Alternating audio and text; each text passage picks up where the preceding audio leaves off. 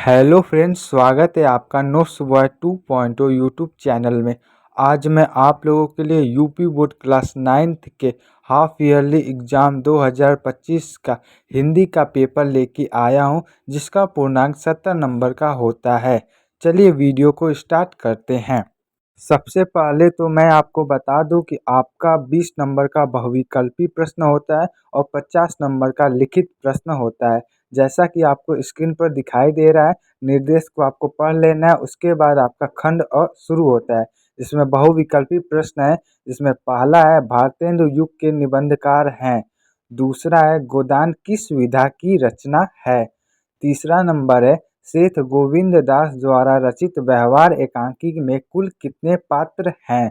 चौथा है भारतेंदु के पूर्व हिंदी गद्य के प्रमुख लेखक थे। पांचवा है आदिकाल को अन्य किस नाम से जाना जाता है। उसके बाद 6 नंबर क्वेश्चन है पृथ्वीराज रासो किसकी रचना है। 7वां नंबर क्वेश्चन है सगुर उपासना की दूसरी शाखा क्या कहलाती है। उसके बाद 8 नंबर क्वेश्चन है साखी शब्द रामायणी किसकी रचनाएं हैं।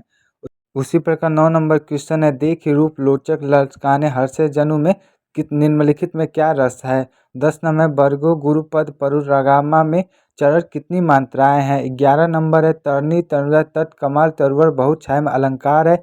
12 नंबर है यथाशक्ति में समास विग्रह है। 13 नंबर है माता पिता दिन रात के भी विराम चिह्न को क्या कहते हैं। 14 नंबर है अस्थि शब्द का तद्भव बताइए। 15 नंबर है अज्ञान का विलोम क्या होता है। 16 नंबर है कमल राजीव जलज अनिल आदि कहलाते हैं। 17 नंबर है महाशय का संधि विच्छेद बताइए। 18 नंबर है आपका रमय रूप है राम का, इसमें आपको विभक्ति और वचन दोनों बताना है। ये हो गया आपका 18 नंबर क्वेश्चन।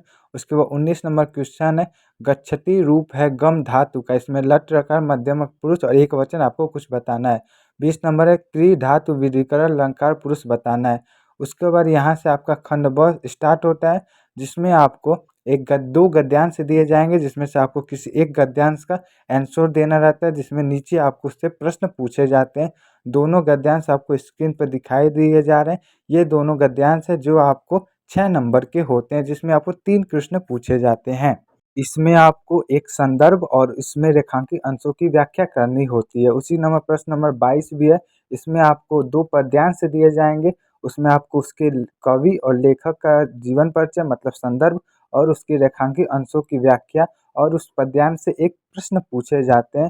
दोनों पद्यांश आपको स्क्रीन पर दिखाई दे रहे हैं। इसका आपको संदर्भ, रेखांकित अंशों की व्याख्या और नीचे कुछ प्रश्न उससे पूछे जाते हैं, बताना है 6 नंबर का।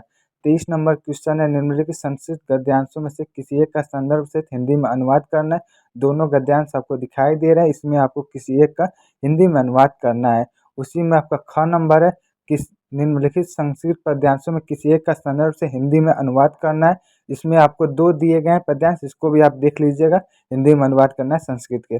24 नंबर में दीपदान एकांकी तथा लक्ष्मी के स्वागत एकांकी का कथानक बताना है या लक्ष्मी के स्वागत एकांकी का प्रमुख पात्र का जीवन परिचय या चरित्र चित्रण करना है। उसके बाद आपका प्रश्न संख्या 25 है, जिसमें क में आपको किसी एक लेखक का जीवन परिचय और उनकी 2 रचनाओं का नाम लिखना है। जिसमें पहला आपको दिया गया ऑप्शन प्रेमचंद, दूसरा महादेवी वर्मा और तीसरा रविन्द्रनाथ टैगोर। उसी प्रकार ख में आपको किसी एक कवि का जीवन परिचय 2 रचनाओं के साथ देना है, जयशंकर प्रसाद, कबीरदास और हरिवंश राज बहुज्ञान।